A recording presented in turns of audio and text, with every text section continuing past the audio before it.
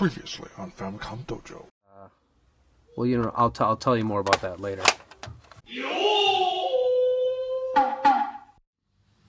Okay, back to this one. I'm excited for this game because it supports the Super Famicom Modem, the Ntt Data Modem.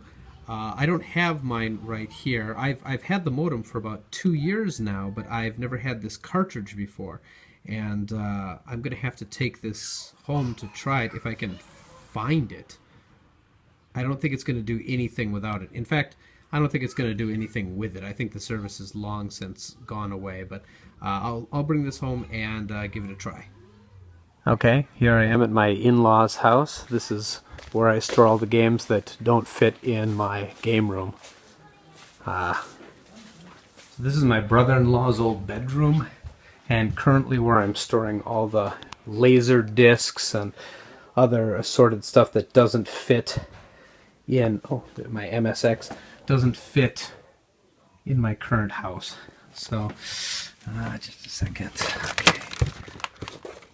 Yeah, that's what we're looking for. And we need the controller for it too. Okay, let's take this stuff home.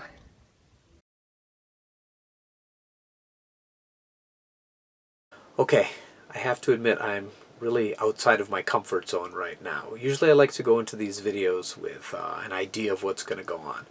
We're going to try this game out, but there is shockingly little information out there about this game and the peripheral it uses. I know that it's a gambling game that would connect to online networks for horse racing, betting, and that's about all I know. The modem was made by NTT, which is one of the large telecommunications companies in Japan, and it's an official licensed product, and it comes on a very cool black cartridge. So let's see if we can get anything video worthy from this. First, just as a control and to see if anything happens, I'm going to try it in just a standard Super Famicom with a standard Super Famicom controller. None of the special peripherals.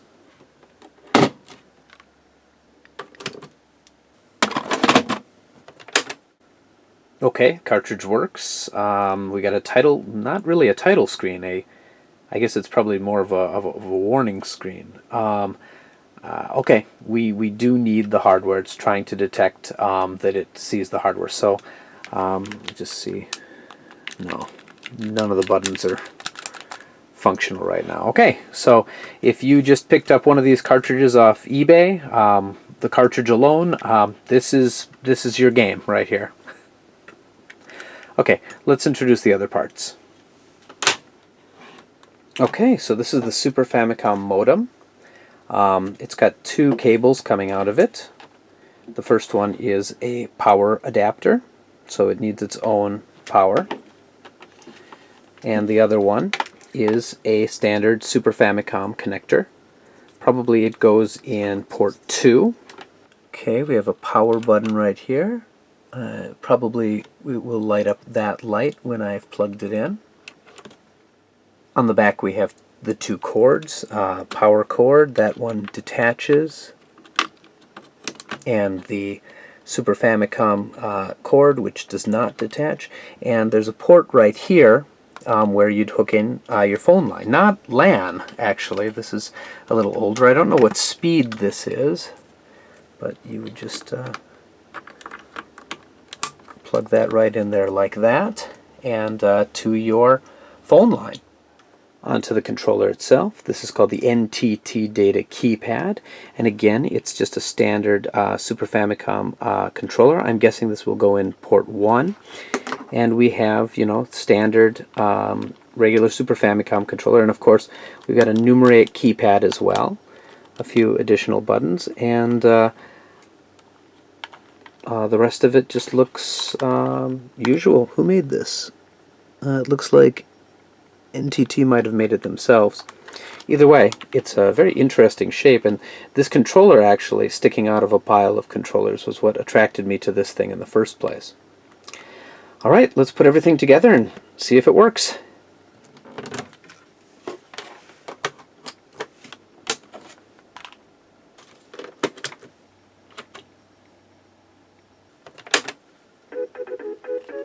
Okay, that's different. We got an actual title screen and some music. Dun, dun, dun, dun, dun, dun. Countdown races. Okay, let's go. Okay, this must be where that keypad comes in. I've got to enter my number. Don't look, everyone. I'm going to go 1, 2, 3, 4, 5, 6, 7, 8. Oh, my password. Let's go 1, 3, 3, 7. Okay, yeah, let's go in. All right, here we are. It is right now trying to connect. And it couldn't. Let's try again. Wow, do you hear that?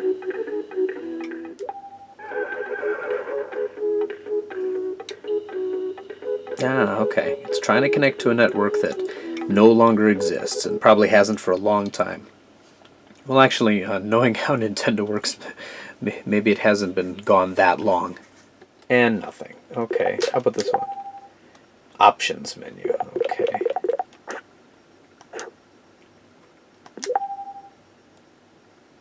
Alright. Alright, so...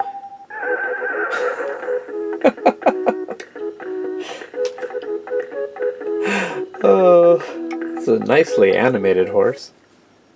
Well, that seems to be really about all there is to this right now, but I'll keep playing with it and see if I can figure out something else. But for the most part, it's a very interesting concept, and I'm sure for people who were into horse racing, this would have been amazing and very high-tech and probably fairly easy to use. It looks like it probably has a nice interface if I could get into it. So there we are. JRA PAT, or JRA PAT. So is the 2 years I spent looking for this game worth it? Absolutely. Absolutely. Famicom Dojo. And that's where originally this video was going to end.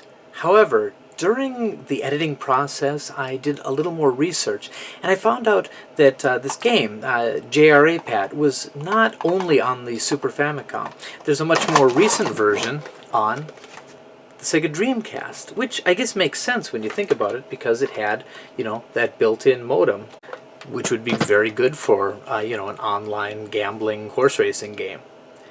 But what's more interesting is that the Super Famicom also wasn't the first version of JRA PAT. The first version was on the Famicom. Well, the Famicom with the Famicom Network System adapter right here, which is a type of modem itself. And I'd like to talk more about that in another video later. But right now I'd like to show you the controller, which is pretty similar to the one I just showed for the Super Famicom. They both have numerate keypads on there. That's all pretty interesting, but really the most interesting thing I found out, and the way I was most wrong in the earlier video I shot, was that I kept talking about how this network wouldn't work because it was long, long gone, or since it was Nintendo, maybe not that long gone, but you know. But actually I just missed it. While I'm recording this video, it's actually been gone less than 1 year. The network closed down in July of 2015. So actually when I found this modem for the first time, if I had had the cartridge at that time, I actually could have connected to it still. It still would have been up. I mean, I don't think I would have actually, because the hassle to set up an account and actually bet real money on Japanese horse racing doesn't really appeal to me too much. But the fact that it stayed up that long is really quite amazing. And it's things like this that I discover that really, really makes me love this whole retro gaming thing that I'm in. Anyway, that's just a little addition onto what was already too long of a video. Famicom Dojo. Until next time, this is Vinnk from Famicom Dojo, acquiring all the no longer functional hardware I can so that you don't have to. If you like what we do, please rate, comment, and subscribe to our channel. Thank you very much.